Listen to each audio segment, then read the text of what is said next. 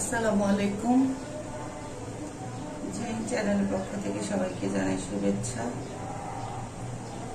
আজকে আবারও চলে এলাম অনেকদিন পর আপনাদের মাঝে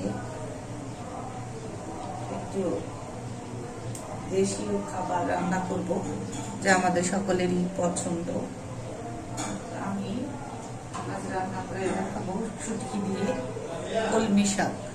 এই যে আমি কলমি শাকটাকে কেটে ধুয়ে নিয়েছি এবং পানিটা ঝরিয়ে নিয়েছি, দেখতেই পাচ্ছেন। কলমি শাকগুলা এখানে আমি কেটে নিয়েছি। পেঁয়াজ আর রসুন কুচি দিয়ে দিলাম।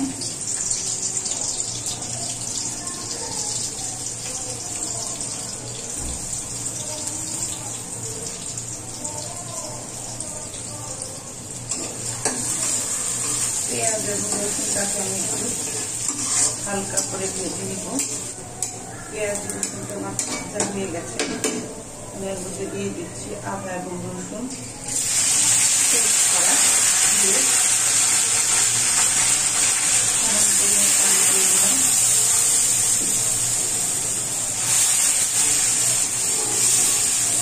ভালো করে ভেজে নেব।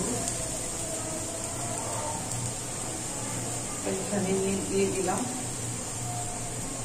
আধা চামচের মতো হলুদ বাটা, হলুদের গুঁড়োটা দিয়ে দিলাম 1 চামচের মতো, মরিচের গুঁড়া, ধনিয়া জিরের গুঁড়া 1 চামচ দিয়ে দিলাম সামান্য পরিমাণে লবণ।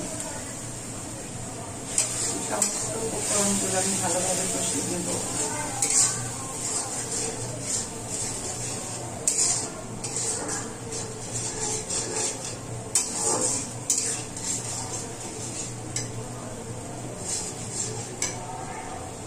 কষানো হয়ে গেলে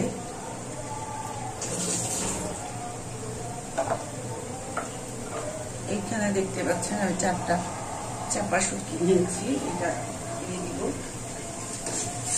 আর একটু কষানোর জন্য। শুটকিগুলা কষানো হয়ে গেলে আমি এটার মধ্যে দিয়ে দিব শাক, কলমি শাকগুলাকে দিয়ে দিলাম।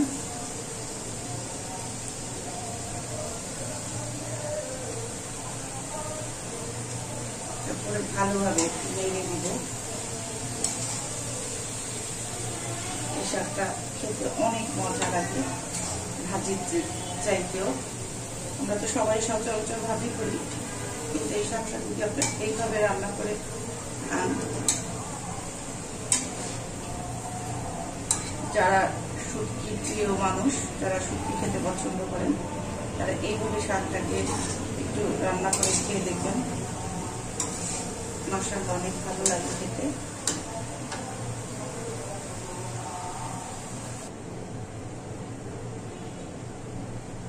এখন আমি আবার একটু নেড়ে দিব। কলমি শাকে অনেক পানি উঠেছে, দেখতেই পাচ্ছেন। এই পর্যায়ে আমি দিয়ে দিব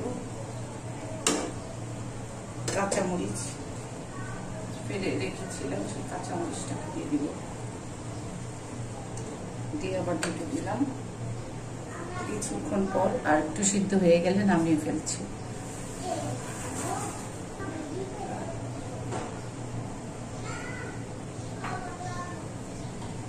আবার একটু নেড়ে দিব শাকটা।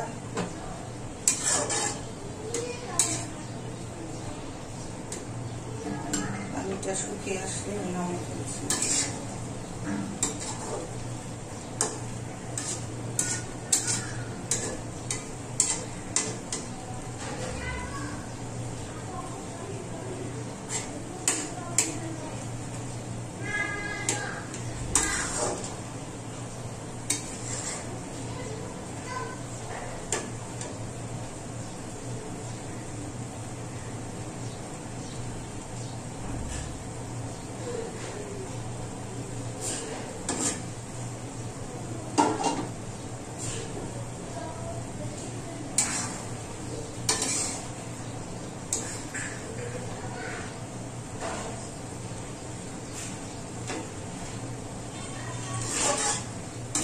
শাকটা একবারে পানিটা শুকিয়ে যাবে, একটু ভেজা ভেজা অবস্থা থাকবে।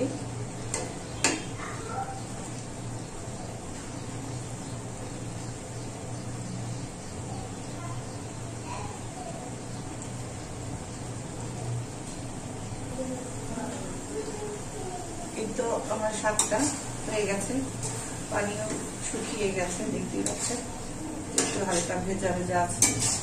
তো এই পর্যায়ে আমি শাকটাকে নামিয়ে ফেলছি, নামিয়ে কেটে সার্ভ করে দিচ্ছি।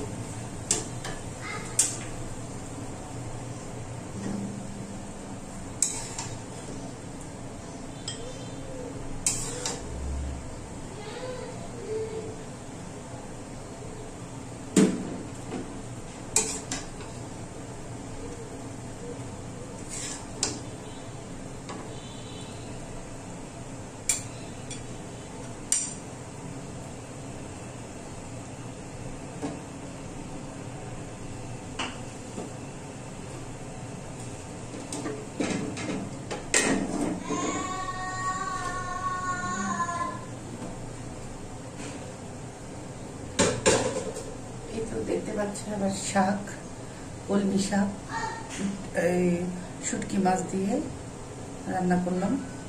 এটা বাসায় আপনারা ট্রাই করে দেখবেন কেমন লাগে খেতে। ইনশাল্লাহ ভালোই লাগবে, একবার খেয়ে দেখুন। তো আজকের মতো আমার এই ভিডিও থেকে এখানে বিদায় নিচ্ছি। আবার দেখা হবে নতুন কোনো রেসিপির সাথে। সে পর্যন্ত ভালো থাকুন, সবাইকে আল্লাহ নেক হায়াত দান করুন। আসসালামু আলাইকুম।